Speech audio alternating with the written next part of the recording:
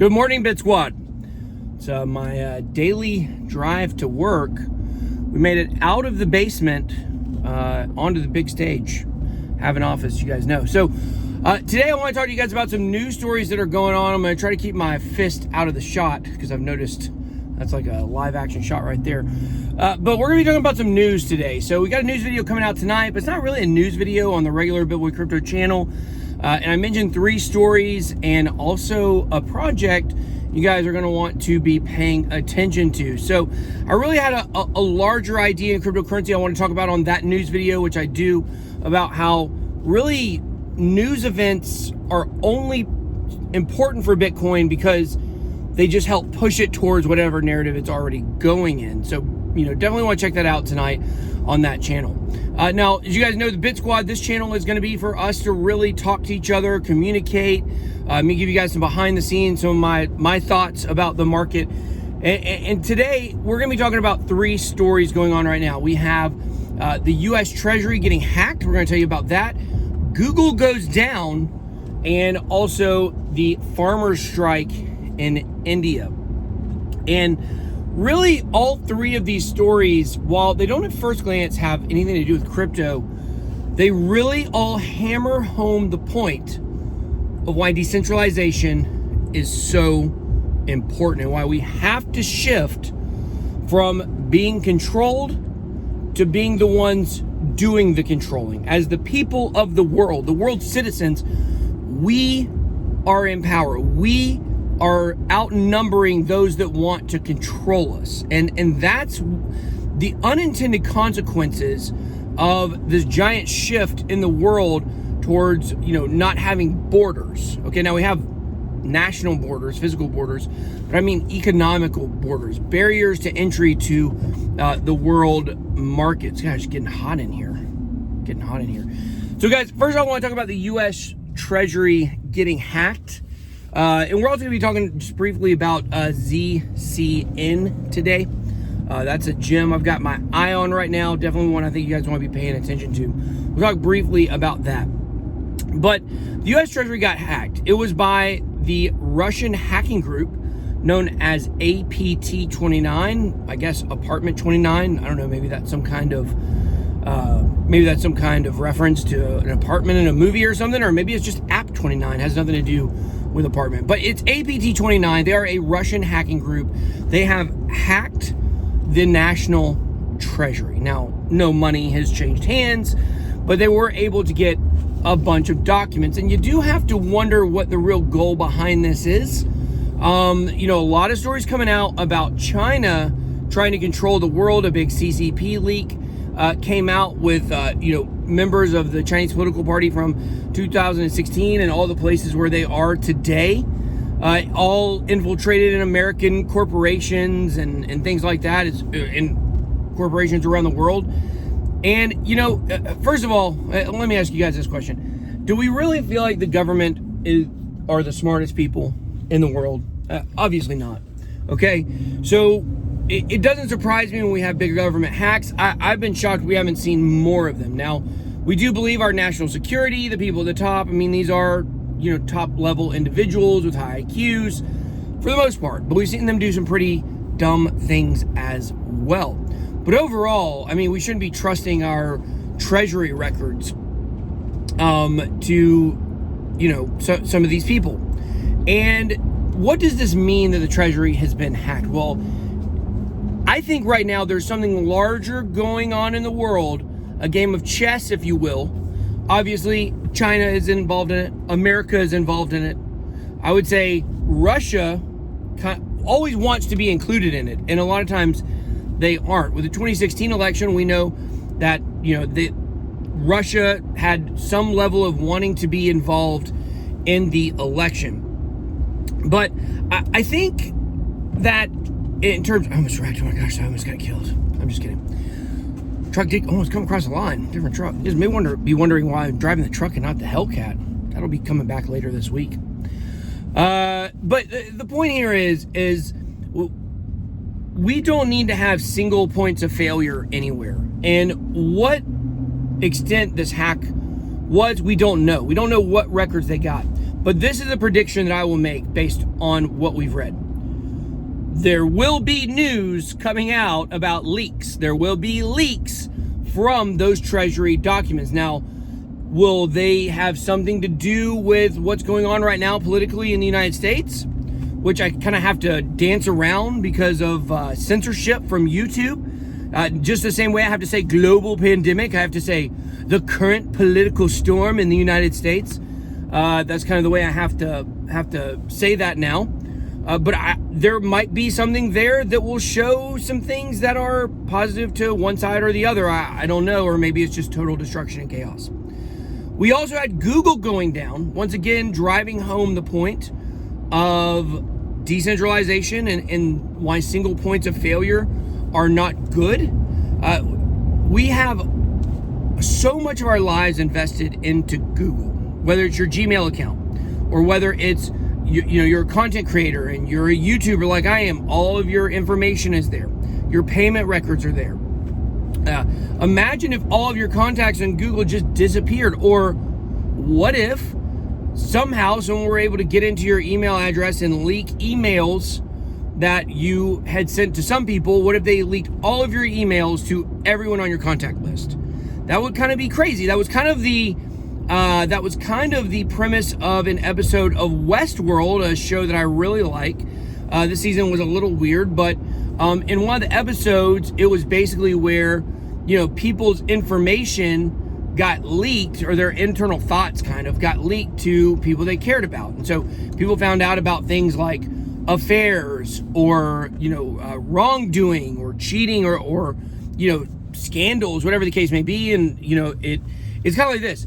If the world knew the truth of everything, if you knew what every single person thought about you, then you probably wouldn't like that. There's probably some people out there that do not like you, and you think they do.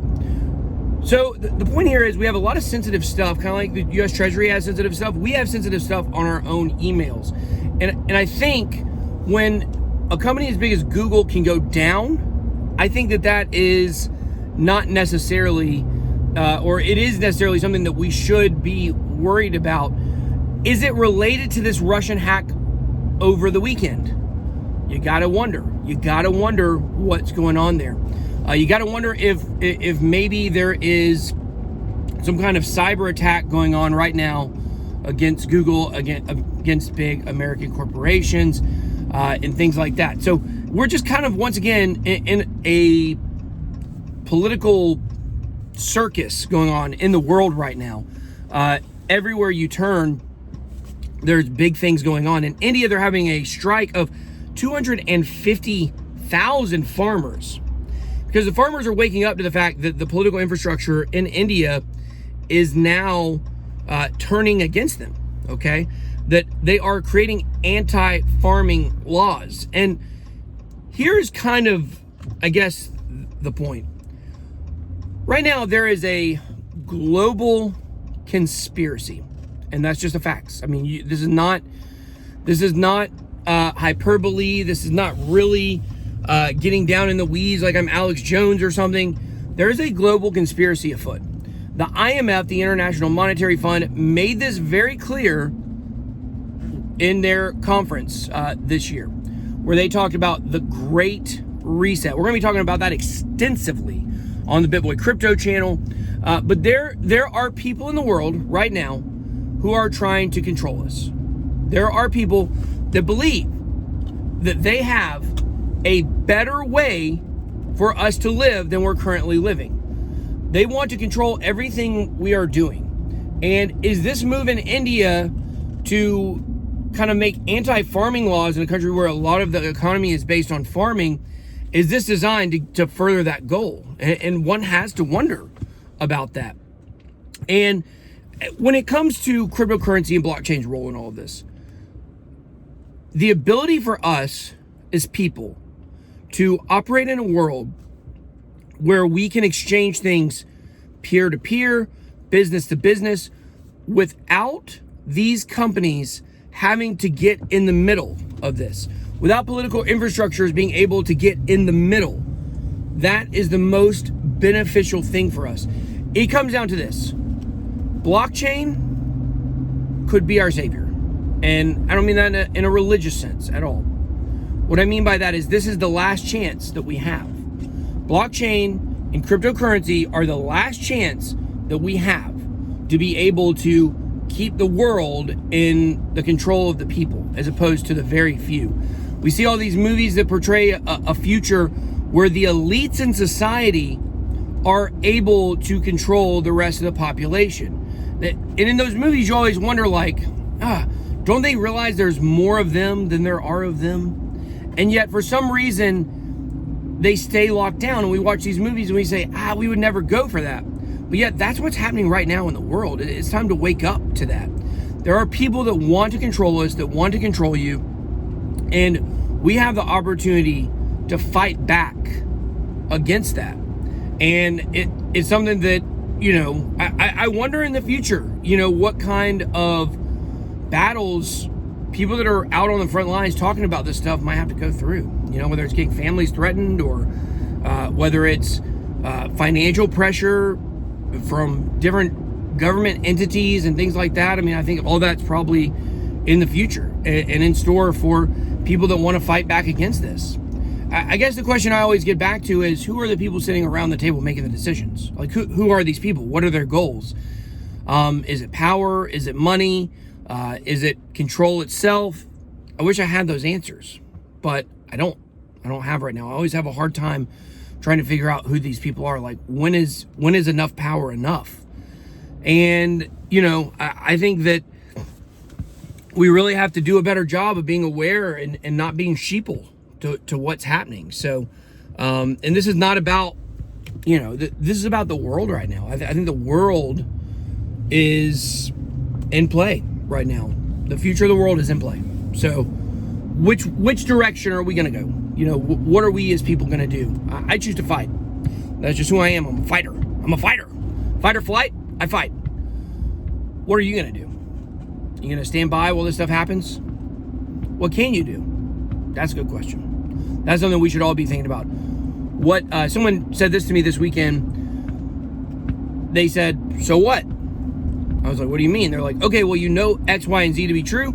So what? What do you do now? And I think that's really the conversation that we should be having, is what we can do. So drop your comments down below and let me know what you guys think we can do to kind of stave off this political overthrow that's going on in the world. I'm not talking about in the United States, I'm talking about in the world, trying to maybe countries group together to try to change our way of life. What can we do?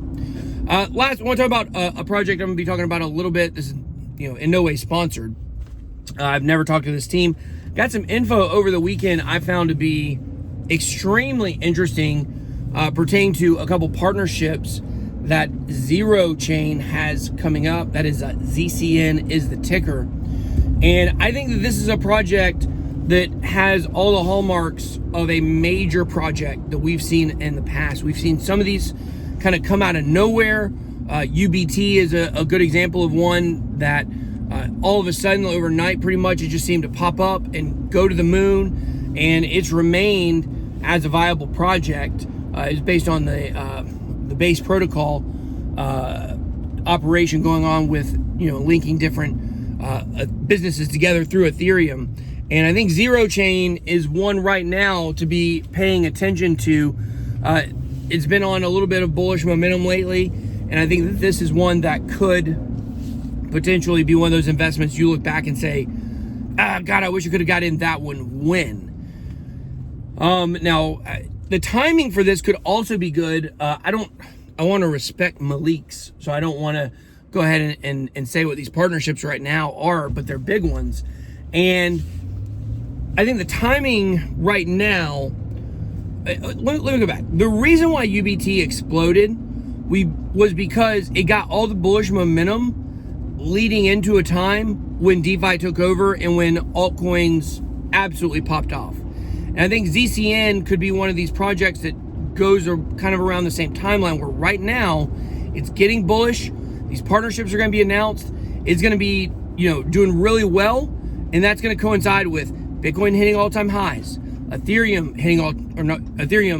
massively pumping, a cooling off period to where all of a sudden altcoins start really pumping. I think the timing for this one could be really good. So I would say definitely keep your eyes on ZCN. It's a project I'm looking at right now, and you know, we'll continue covering here over the next couple days, couple weeks, as these partnerships get announced, and I will keep you guys in the loop on all of that.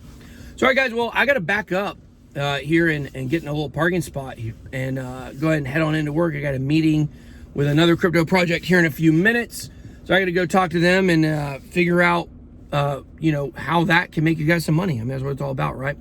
So guys, thank you so much for watching. I gotta head on in and do some work. Be blessed. Big boy out.